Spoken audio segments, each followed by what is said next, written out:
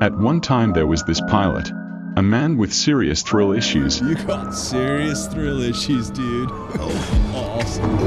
A pilot that seeks excitement and thrill and pushes his plane to the limit. Never mind the patriotism, cost to the US military, and never mind his own safety and boring life. Tom Cruise's Captain Pete Maverick Mitchell is back, and as usual, is eager to follow his need for speed into peril. It's the only one I got. Good day, mates. In this new movie learning we review how lucky Maverick was, Want to manage expectations. and how one particular character was mentioned in the first Top Gun 1980s and how old they were in the first movie. This is VC and this is our movie learning. It had been the happiest day of my life watching this movie. It's been a long time since they made this kind of movie played on theaters. Well, it's been a long time since I watched in theater. Oh yeah, because of the pandemic. Maverick continues to have little respect for authority in this follow-up to the Tony Scott original. He defies orders to fly a prototype plane at the start of the movie to demonstrate that human pilots can fly at Mach 10, flying at 10 times the speed of sound, just as well as pilotless drones.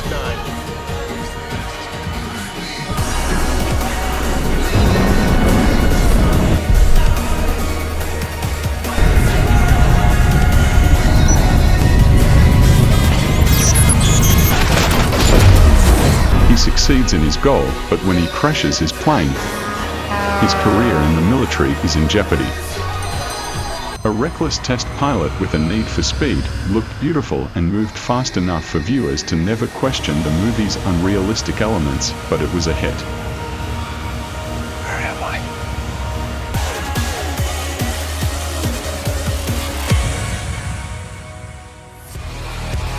Who the hell is that? Maverick to range control. Entering point Alpha.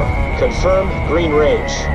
Maverick, green range is confirmed. I don't see an event scheduled for you, sir. Well, I'm going anyway. Setting time to target, 2 minutes, 15 seconds.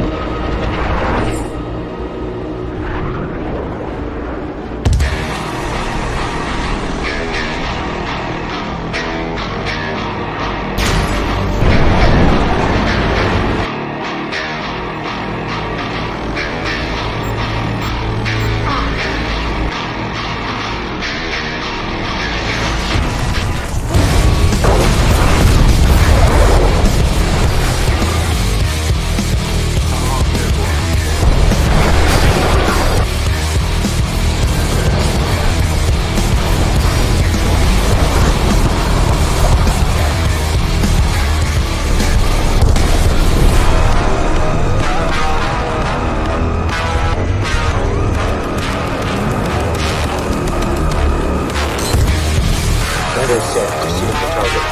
2 minutes and 30 seconds.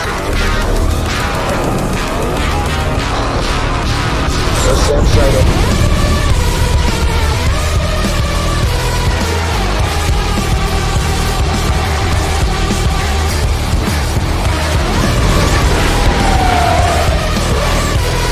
Tomahawk impact in 3, 2.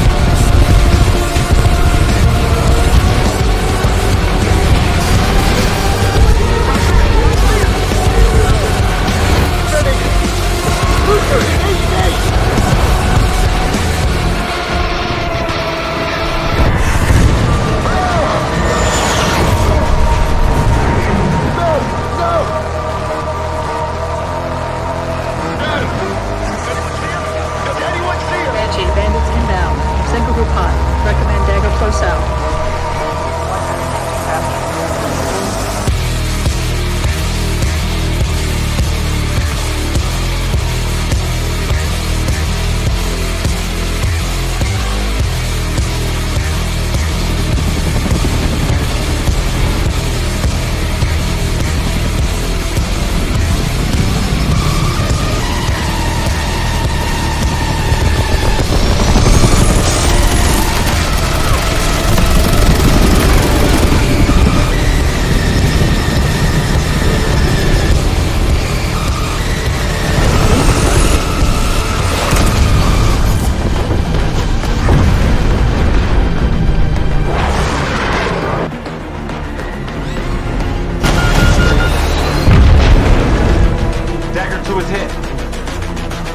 Dagger to his head.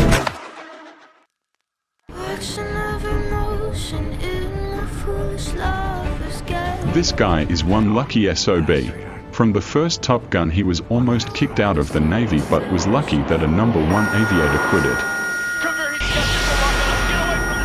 God damn it, Mustang. This is Ghost Rider 117. This bogey's all over me. He's got missile lock up. Maverick, get down here and get this asshole off me. Unfortunately, Cougar turned his wings in just prior to attending the school. What you should have done was land your plane. You don't own that plane, the taxpayers do. Due to this, Maverick and Goose were sent from the Enterprise instead. Good luck, gentlemen. Lucky because Maverick was #2 and immediately got elevated to #1 because of Cougar quitting. As Commander Stinger is explaining, he got to send somebody to Miramar. Miramar is where Top Gun is. Top Gun, by the way, is a nickname for what began as the United States Navy Fighter Weapons School and is now known as the United States Navy Strike Fighter Tactics Instructor Program. Formerly located at Marine Corps Air Station Miramar in California, Top Gun is now located at Naval Air Station Fallon, Nevada. Fortunately, Maverick is not compelled to retire too soon. It would have been a very short movie otherwise. Instead, he is told to go to Fallon, Nevada, a new Top Gun facility to instruct top pilots.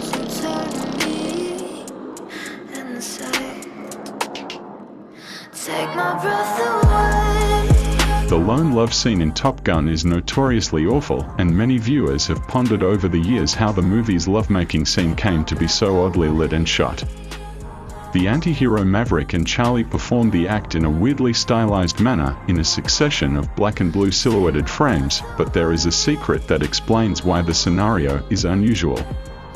At the request of test audiences, the Top Gun sex scene was quickly added during reshoots that took place a considerable time after the film was finished. Because of this, using the infamously garish blue lighting that Scott uses in the scene was the simplest method to conceal the evident changes in appearance of both stars. Producers looked to an old flame to play Maverick's love interest in the Top Gun sequel since Kelly McGillis is no longer involved.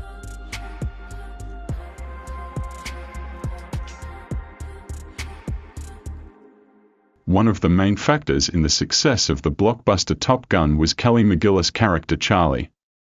She gave a startling sense of equality to her relationship with Tom Cruise's Maverick since she was a clever, capable woman in a time when thropy girlfriends were common. At the end of the movie, he went to her rather than continuing to hang out with the boys and their shirtless volleyball games because she set the parameters of their romance, was shown to be the more emotionally mature of the two, and dictated the terms of their romance. McGillis declined to take on the same role in the 2022 sequel, Top Gun: Maverick, alleging ageism as the reason. Her absence deprived Maverick of one of the essential elements that made its predecessor successful. Instead, Jennifer Connelly substituted Penny Benjamin for McGillis as the new love interest, who turns out to be the only other suitable candidate for the role. The persona has already entered Maverick's life before the action of the popular sequel starts. Here is some information on Penny Benjamin. The first time Penny is mentioned is when Maverick and LTJG Nick Goose Bradshaw are being reprimanded by Commander Tom Stinger Jardian following the LT Bill Cougar Cortel incident. Stinger mentions that Maverick has been punished in the past twice by Stinger himself for a history of high-speed passes over 5 air control towers and 1 admiral's daughter, and Goose then whispers, "And you, asshole, You're lucky to be here.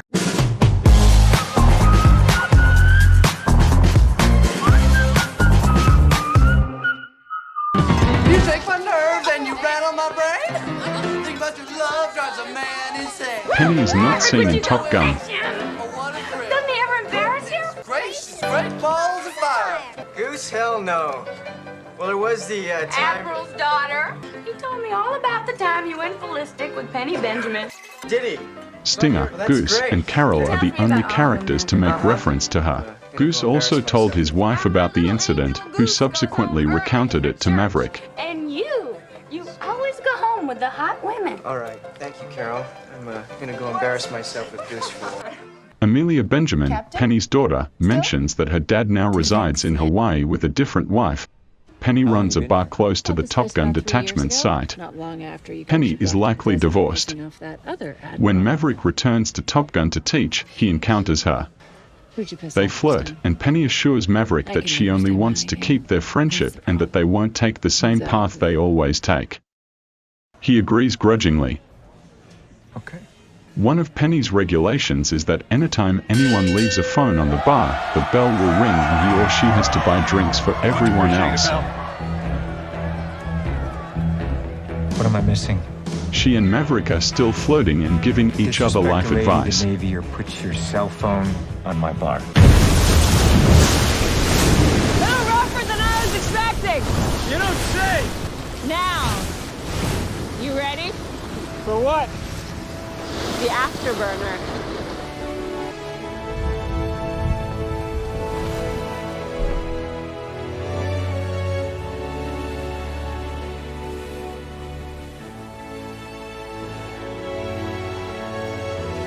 Now you're in the Navy. He assists Penny in moving a yacht and they eventually embark on a covert date. I thought you were staying at Karen's tonight. You should go. Go on, get out of here. Just don't break her heart again. Then he has to escape through Penny's window at night. When Maverick returns from the mission at the end of the movie alive, he goes looking for Penny but discovers that she has vanished. Hey, Mav. Is Penny around? She took Amelia on a sailing trip. Did she say when she'd be back?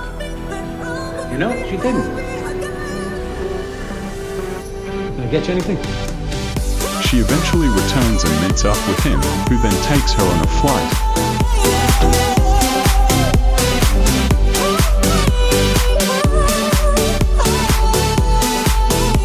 Charlie, Kelly McGillis, was 29 then and older to Maverick, quite a hottie during Top Gun shoot.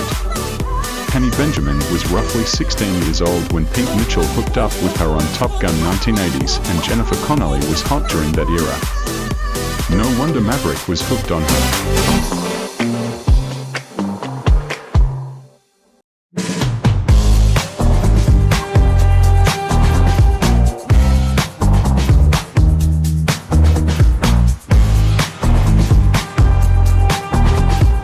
Super, hope you liked this video and let us know what you want and comment below. We love hearing from you. Send donations if you can. It's been time consuming and costly. Hope you liked it.